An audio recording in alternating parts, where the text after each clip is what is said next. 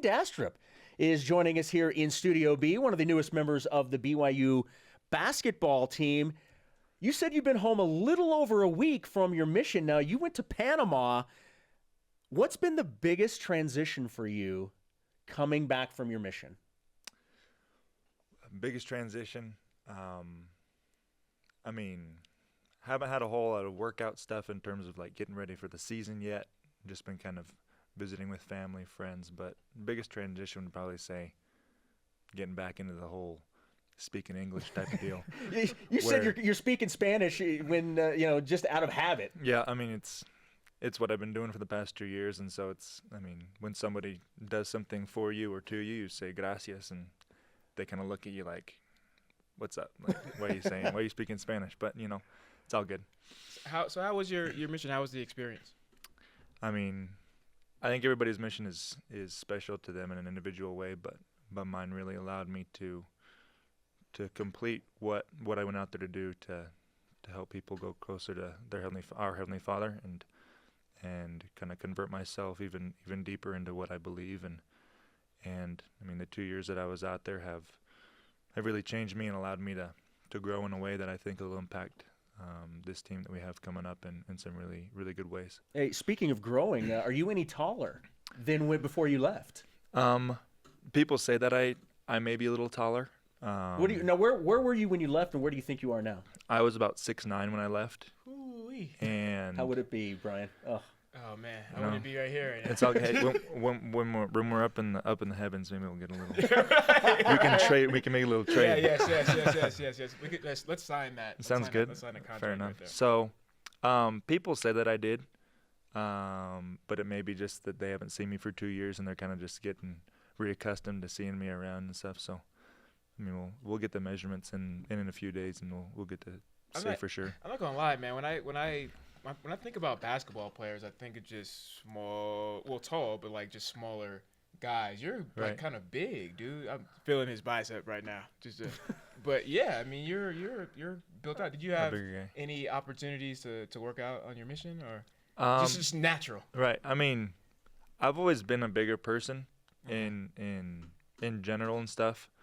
Panama didn't have a whole lot of options in terms of getting into the weight room like you do here in the Smith building or anything like that, but you just gotta find like a park and do exactly. I mean, you fill milk jugs with sand or nice. you find a little like some buckets that you fill with concrete and you let them harden weights. A little bit. Nice. Push-ups, sit-ups, jump rope, just basically things that you can do for the half hour they give you in the morning, and feel like I made the best of it. Obviously, because of the mission, it's been a while since you committed. You've been out of the public eye. Everyone remembers you originally said that you were going to go to Ohio State, changed your mind. Take us back to that decision and remind us why BYU was the right fit for you. Right. So I just felt that when I committed to Ohio State originally, I felt like it was a good fit in terms of the conference that they play in. I mean, the Big Ten's a really, really powerful conference with a lot of solid teams, coaching staff, a history with people that have gotten to the NBA in terms of like Evan Turner, Greg Oden, Mike Conley, etc. And so I kind of looked into it as an option like that. But after I committed, I went to school the following day and had on an Ohio State shirt and stuff like that. And people were saying, "Congrats, hey, good luck," things like that. And I was like, "Yeah, thanks, man, appreciate it." Like, but I was missing something. There wasn't something that didn't quite make me feel like I was the happiest I could have been with my decision. And so the following day was a Saturday. I kind of asked my parents and told them I was not reconsidering at that point, but just kind of thinking about why I wasn't feeling that way.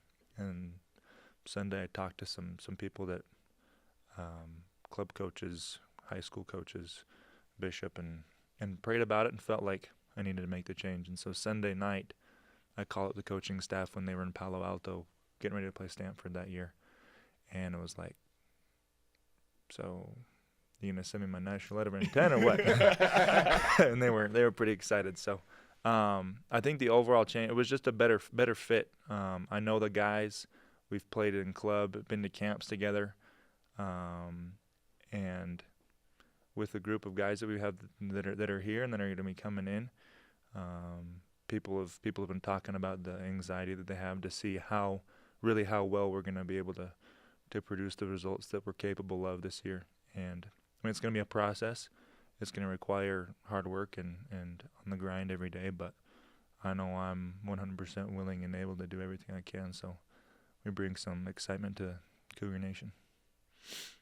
We actually had assistant coach Terry Nashoff on yesterday, and you talked about expectations, and we asked him how the coaching staff is handling it, and he very quickly said, we're embracing it. Right. I mean, have you had a chance to talk with the guys? I mean, is that the sentiment amongst the players? Let's just embrace this thing. Mm-hmm. I haven't had a chance to really get to communicate one-on-one with some guys. We have a little group text going that said, I mean, this Monday we're getting started.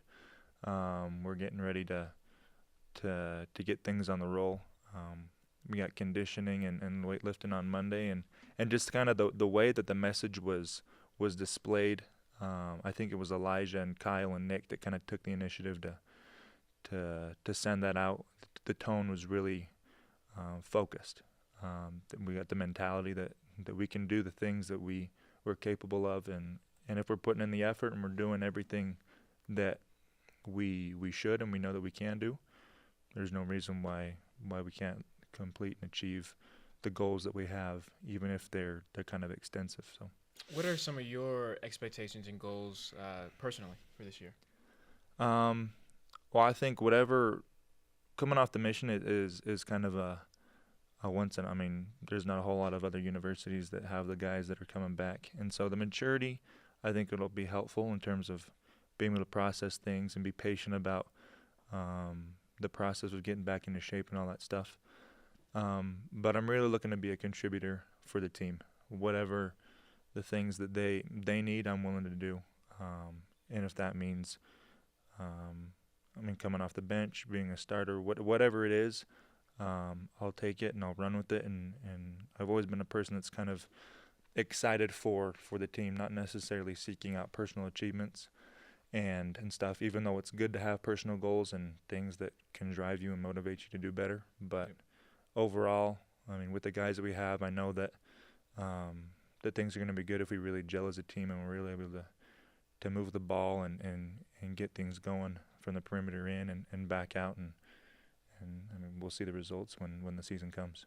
For those that may not necessarily be familiar with your game, how would you describe your skill set and what you're bringing to this basketball team? Right. So in high school, being the biggest guy on the team, my high school coach, Coach Ernst, was really desirous of me being a back to the basket post player, jump hooks, spin moves, pivot, stuff like that down in the paint. And I guess I would say I had a tendency to kind of not shy away from that, but I like to face up and kind of get a view of the basket and kind of see the other options that I have. So if I catch it in the post, I may be able to work my way into the post and kick it out or get a shot up. But you'd probably see me face up more than anything and kind of be able to view the options and read the defense, which you can't do as well when your back's to them. So in the post up, like a face up game, was able to work pretty decently with a elbow high post jumper my sophomore year more than anything, and then kind of extended a little bit of my range junior and senior year playing club a bit over the summers, and kind of being able, like I said, read the defense and make an extra pass that allows an open three in the corner on the opposite wing to be an option, because in high school doubles and triples were sent at me to try to impede my progress toward the basket, and then the passing game opened up. So hopefully the defenses will do the same thing and we'll be able to get those guys in the perimeter threes and stuff. So a little bit of everything, but just excited to be back and be able to extend a little bit of the skill set that I've got right now. So I haven't went on a mission and experience coming back and trying to get back in shape. I know a lot of my teammates have, and I've seen them kind of just over on the sideline throwing up and Right. cramping up. So I know there's a lot of excitement, but that's got to be something that you're dreading, right? Is just thinking about the burn in your chest as you try to get back into shape. Right. I mean, it's definitely the thing that I think maybe present a challenge more than anything might be the altitude change. I mean, Panama's pretty much sea level. There's not a whole lot of altitude in the country, and the times that I got to run around, I was playing soccer on P days with my companions and stuff like that. So, I mean, I was able to get a little around, but it's nothing like what Coach Quincy. It's stuff that I've heard about what we're going to be going through. But you gotta embrace the pain, because when you embrace it, becomes what your product is going to be. That's hashtag embrace the pain. That's right. That's kind of the extreme of the worst, right? But I think coming back, I'm just assuming, Right. would be opportunities to date and the women, because That right, too. that's See, Mom and Dad are over here on the corner, and my dad's like, yeah. yeah. Mom's like, oh my gosh, she's scratching her head. Oh my gosh. Mom's shaking her head no. No. So, We'll see. Well, hey, you're at the right school though. Let's be It's true. honest. Yeah. It's true. Have you had any opportunities yet where people trying to? I know you've been back. Been home a Right. week. I mean, I What, pulled man? in. I That's pulled into Provo yesterday, and so, to be honest, I haven't had a whole lot of opportunities. The people I talk to more than anything are converts and investigators and members in Panama. So it's kind of like I haven't been reaching out into the pool of possible dating options yet. Yeah. I'm not expecting something great to come around in the near future, but if it does, you gotta take it. Yeah. Well, Go I mean, with let's hook up. We'll see. Hook up We'll see where what we're we at. can do. Yeah. We'll see what connections we can make for you, Payton. Great stuff. Thank you so much for coming in. I know BYU Sports Nation's excited to have you back and getting ready to get on the court. Will you please sign the flag? We have the Stretch Y flag back here. We'd like sure. to have all of our guests come in and sign us. If you wouldn't Sounds mind good. signing that, No we'd problem. appreciate it. It's for a shout out for Jerem and Spencer. It's the Herbie Hancock